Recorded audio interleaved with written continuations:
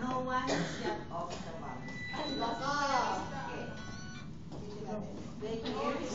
And the middle door was not closed. So, because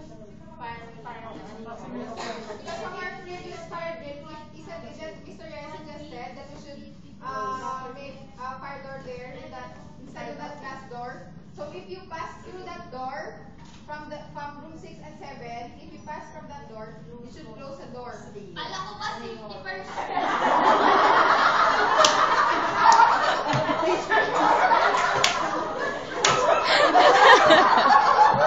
Patient is coming.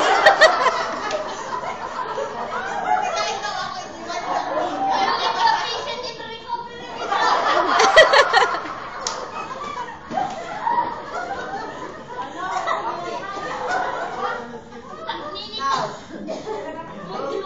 we have 5 minutes. You go back.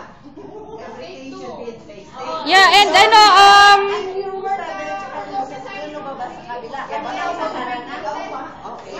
Ate Myla, you should mention yung pass. Ano yung pass? Pull, aim, squeeze, and then sweep.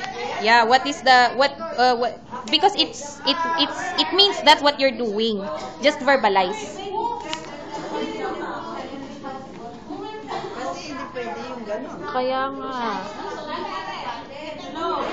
Huwag niyong masyadong habaan yung operasyon nyo. Haba-haba ng operasyon.